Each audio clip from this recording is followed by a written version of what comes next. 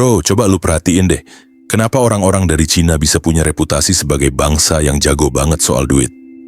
Dari bisnis kecil di gang sempit sampai perusahaan raksasa yang jadi pemain global, mereka punya satu kesamaan, pinter muterin uang. Padahal kalau kita tarik ke belakang, kondisi mereka dulu nggak jauh beda sama kita, bahkan lebih parah.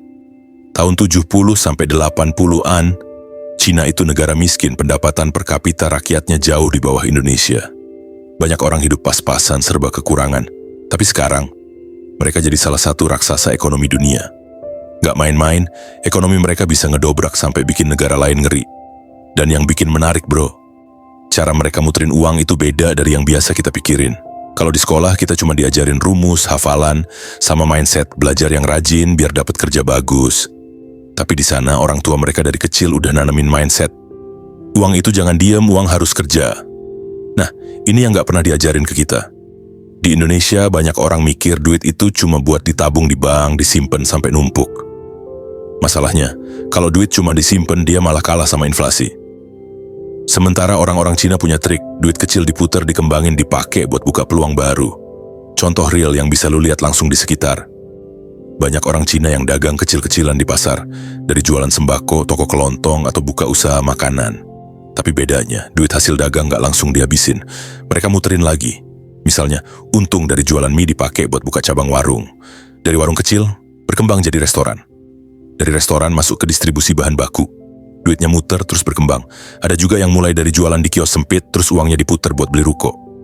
Dari ruko, duitnya diputer lagi buat investasi lain. Gak heran kenapa mereka bisa pelan-pelan naik kelas. Karena buat mereka, duit bukan buat dipajang, tapi buat dilipat gandakan. Dan ini real bro. Bukan teori, bukan dongeng. Kalau lu lihat langsung di kota-kota besar di Indonesia, banyak pedagang Cina yang punya mindset kayak gini. Mereka gak nunggu jadi kaya dulu baru investasi.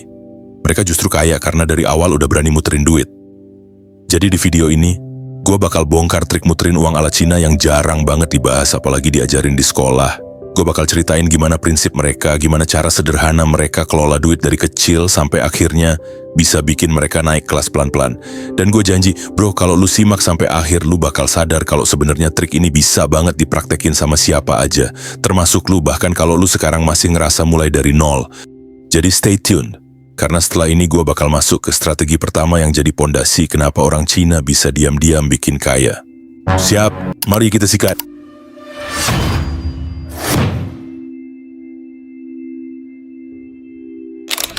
1.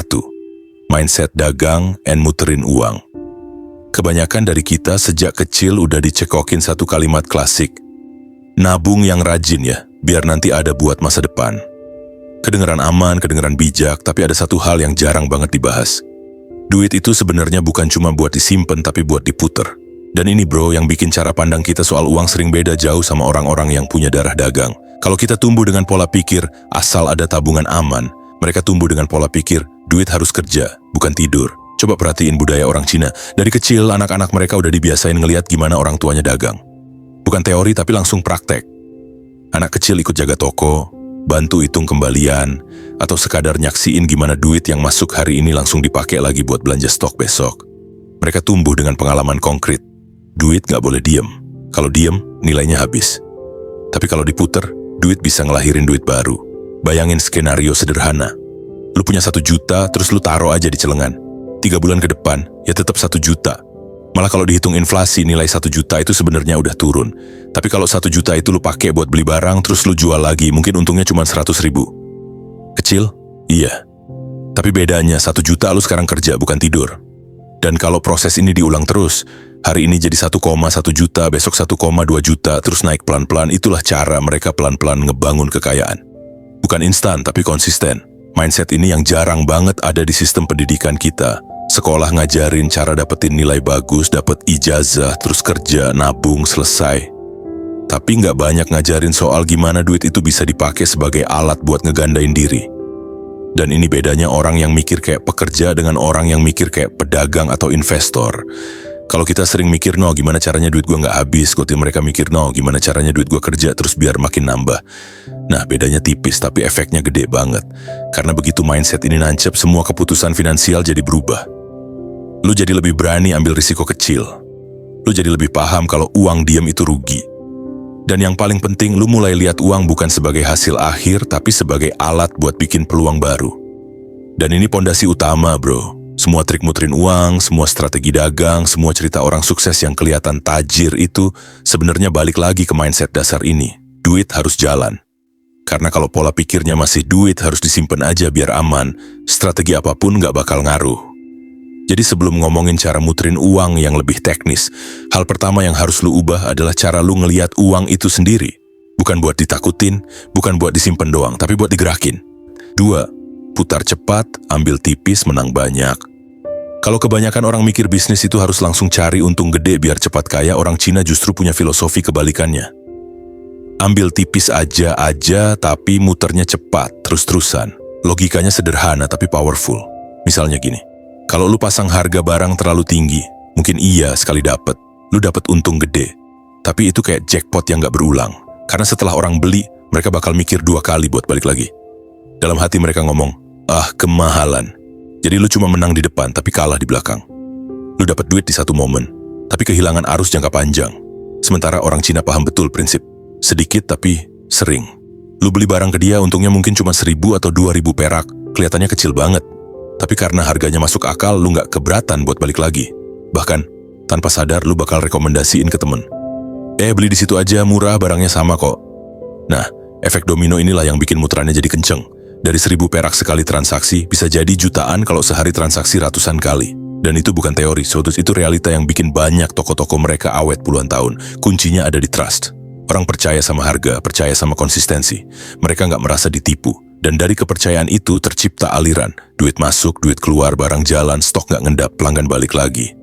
Sistemnya jadi hidup, dan ketika sistem udah hidup, bisnis jalan sendiri. Ada satu hal lagi yang sering luput. Cash flow lebih penting daripada sekali-sekali untung gede. Barang yang numpuk itu sama aja kayak uang mati. Tapi kalau barang terus keluar masuk, uang juga ngalir terus. Nah, dari aliran itu, bisnis bisa berkembang, ekspansi, bahkan buka cabang baru. Semua dimulai dari untung kecil yang terus diputer. Jadi kalau ditarik garis besarnya, mereka nggak main buat menang hari ini doang, tapi buat menang di jangka panjang. Filosofinya jelas. Bukan siapa yang sekali pukul dapat paling gede, tapi siapa yang bisa bertahan konsisten di arena bisnis. Uang itu bukan buat ditimbun, tapi buat diputer. Dan siapa yang bisa bikin roda muter terus, dialah yang akhirnya menang banyak. 3. Cash flow lebih penting daripada tabungan. Banyak orang diajarin sejak kecil kalau cara paling aman buat hidup sejahtera itu simple. Kerja keras, kumpulin duit, terus ditabung. Kayak ada mindset kalau nabung itu segalanya. Padahal, kalau kita lihat cara orang Cina main bisnis, justru mereka jarang banget mendewakan tabungan. Bukan berarti mereka nggak nabung, ya. Mereka tetap punya simpanan, tapi bedanya, tabungan bukan fokus utama. Fokus mereka lebih ke satu hal, cash flow. Aliran duit masuk dan keluar, kenapa bisa gitu? Karena uang yang nganggur itu sama aja kayak air yang diam di ember. Awalnya kelihatan banyak, penuh, bahkan bikin kita ngerasa aman. Tapi makin lama air itu bakal berkurang. Bisa karena bocor halus, bisa karena menguap. Atau karena kepake dikit-dikit tanpa sadar.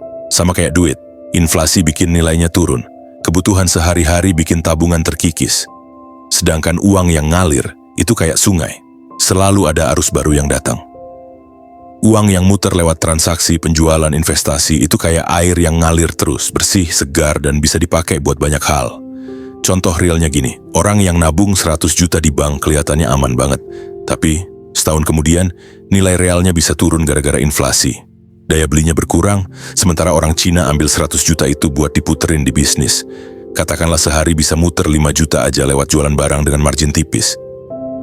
Sebulan aja duit itu udah balik modal plus ada tambahan untung. Dalam setahun nilai uang mereka bukan cuma aman, tapi malah bertambah jauh lebih besar. Makanya bagi mereka cash flow itu lebih penting daripada sekadar numpuk uang. Karena cash flow lah yang bikin bisnis tetap bernafas. Duit keluar buat beli stok, duit masuk lagi dari penjualan. Duit keluar buat buka cabang kecil, duit masuk lagi dari pelanggan baru. Roda itu terus muter, gak pernah berhenti. Dan di sini ada filosofi besar yang sering luput dari cara pandang kita. Tabungan bikin lu statis. Duitnya diem, gak kerja. Cash flow bikin lu dinamis. Duitnya muter bikin peluang baru. Dalam dunia yang berubah cepat, siapa yang dinamis dialah yang bertahan. Karena dengan cash flow, lu bisa fleksibel kalau ada peluang baru, lu bisa ambil kesempatan, bisa survive kalau ada masalah, dan bisa berkembang tanpa harus nunggu lama. Jadi kalau lu mau belajar dari mereka, intinya sederhana. Jangan puas cuma lihat saldo tabungan gede. Tanyain ke diri sendiri, uang gue hari ini kerja apa enggak? Uang gue ngalir atau diem aja? 4. Ngandelin barang produktif, bukan gaya hidup. Ada satu hal yang sering banget bikin orang kejebak dalam lingkaran kerja keras tapi tetap miskin. Terlalu fokus ngejar gaya hidup. Begitu punya duit lebih dikit aja, langsung kebayang upgrade HP, beli motor baru, nongkrong di kafe biar kelihatan keren. Padahal kalau dipikir-pikir semua itu cuma barang konsumtif, benda yang nilainya makin lama makin turun dan gak ngasih apa-apa balik ke kita. Nah, beda sama kebiasaan orang Cina. Mereka dari dulu udah dididik buat lebih mikirin barang produktif ketimbang barang gaya hidup. Mereka rela hidup sederhana, gak perlu pamer, tapi setiap duit lebih yang mereka punya diputer buat nambahin aset yang bisa ngasih mereka pemasukan balik. Misalnya bukannya beli mobil baru biar dilihat keren, mereka pilih beli mesin produksi kecil, atau nambah etalase buat tokonya. Bukannya beli HP terbaru tiap tahun, mereka pakai duitnya buat nambah stok barang yang bisa dijual lagi. Prinsipnya simple, barang yang lu beli harus bisa kerja buat lu, bukan malah bikin lu kerja keras buat nutup cicilannya. Coba bayangin ada 2 orang dengan penghasilan yang sama.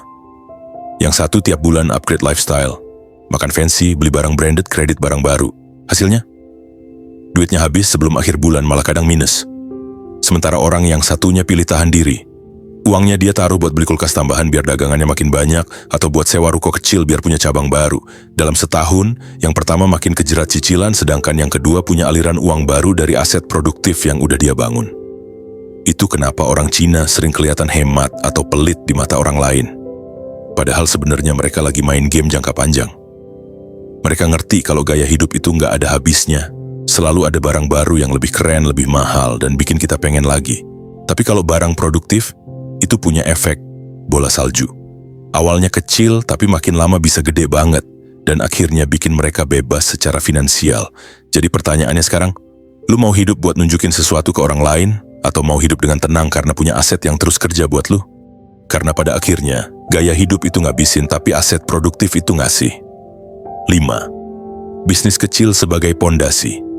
Kalau lu lihat kisah sukses banyak orang Cina hari ini, hampir semuanya punya pola yang mirip. Mereka nggak mulai dari sesuatu yang megah. Jarang banget ada cerita langsung punya pabrik besar atau tiba-tiba punya jaringan toko di mana-mana. Mayoritas justru dimulai dari sesuatu yang kecil, sederhana, bahkan kadang kelihatannya sepele banget. Misalnya warung kelontong, kios sayur di pasar, toko alat rumah tangga, bengkel kecil, atau jasa servis seadanya.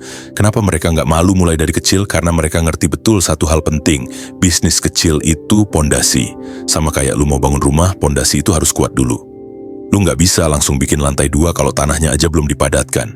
Nah, bisnis kecil itu ibarat pondasi yang bikin mereka ngerti gimana cara muter barang, ngatur stok, melayani pelanggan, bahkan belajar sabar dan disiplin sama untung tipis yang harus diputer lagi. Bisnis kecil itu juga semacam sekolah lapangan. Bedanya, ini bukan sekolah yang penuh teori di buku, tapi sekolah yang ngajarin langsung dari realita. Dari situ, mereka ditempa buat ngerti ritme dagang, gimana menghadapi pembeli yang nawar, gimana nyari supplier yang bagus, sampai gimana caranya tetap berdiri meski untung hari itu tipis. Semua itu jadi pengalaman berharga yang nggak bisa diganti dengan sekadar kuliah bisnis. Banyak orang gagal karena pengen instan. Baru punya modal dikit, langsung pengen buka kafe keren, butik mewah, atau bisnis yang kelihatan wah di mata orang lain. Masalahnya bisnis gede itu juga berarti risiko gede. Sekali salah langkah, modal habis, hutang numpuk, dan akhirnya kapok usaha. Orang Cina jarang banget main kayak gitu, mereka sabar. Step by step. Dari kecil tumbuh organik dan baru naik kelas kalau pondasinya udah solid.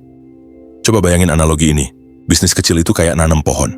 Awalnya cuma biji kecil. Tapi kalau lu rawat tiap hari, disiram, dikasih pupuk, biji itu bakal tumbuh. Nggak bisa lu paksa langsung jadi pohon besar dalam semalam. Tapi begitu akar udah dalam, pohon itu jadi kuat, tahan angin, dan bahkan bisa berbuah banyak. Nah, warung kecil, kios sederhana, atau jasa kecil itu ibarat biji yang mereka tanam. Dari situ tumbuh perlahan jadi pohon besar yang bisa ngasih buah terus-menerus. Contoh konkretnya banyak banget di sekitar kita. Banyak keluarga pengusaha keturunan Tionghoa di Indonesia. Kalau lu tanya sejarahnya, ternyata dulu mereka bukan siapa-siapa. Ada yang dulu cuma jualan pakai gerobak dorong di jalan. Ada yang awalnya buka kios kecil di pojok pasar, tapi mereka konsisten. Untung nggak langsung dipakai buat gaya hidup, tapi diputer buat nambah stok.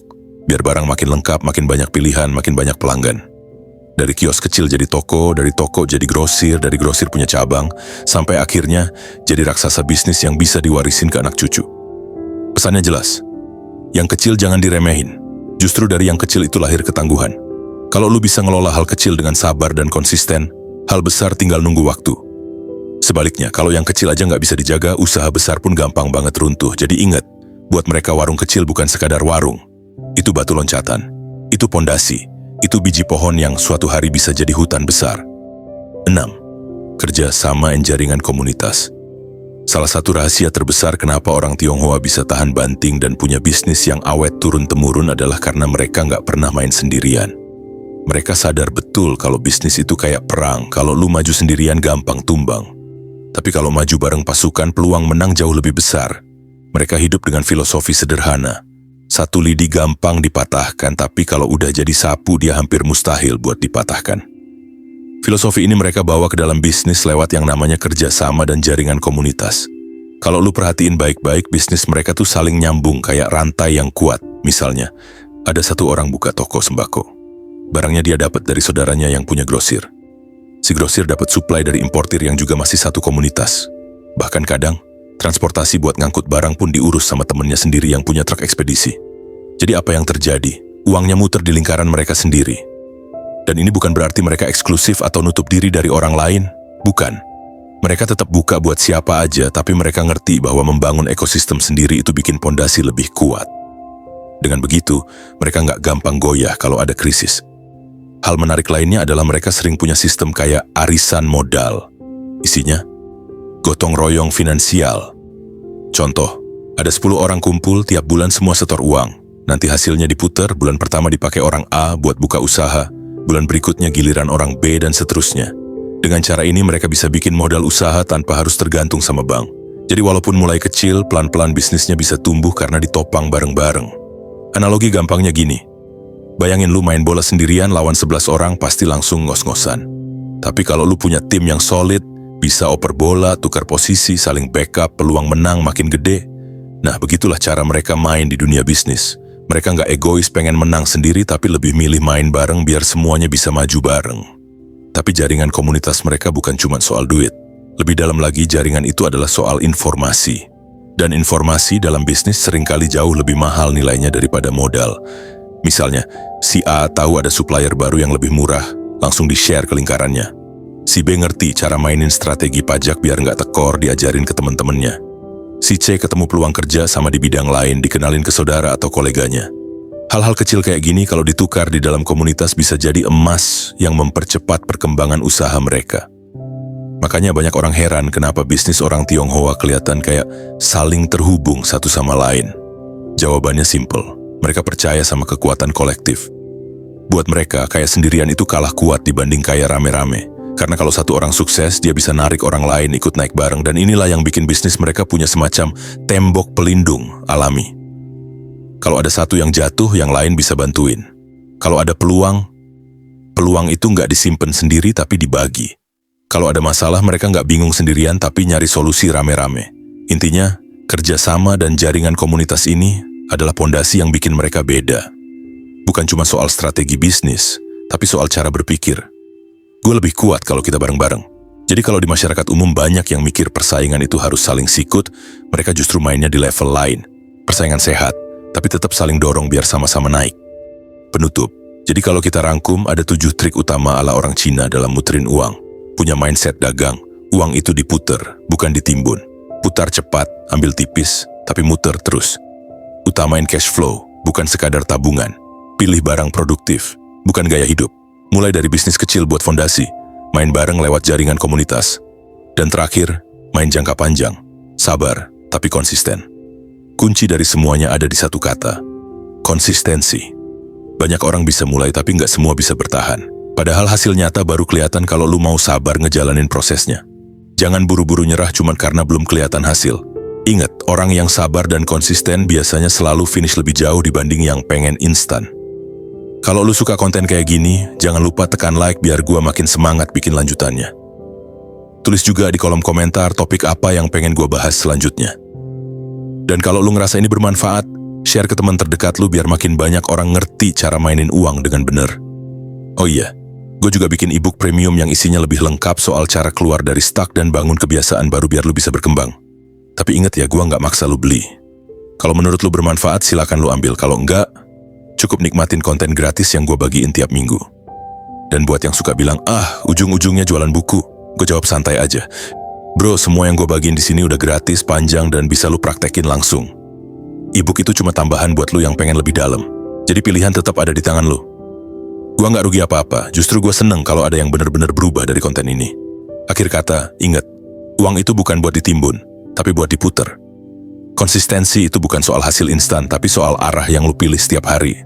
Gue tunggu lu di video selanjutnya.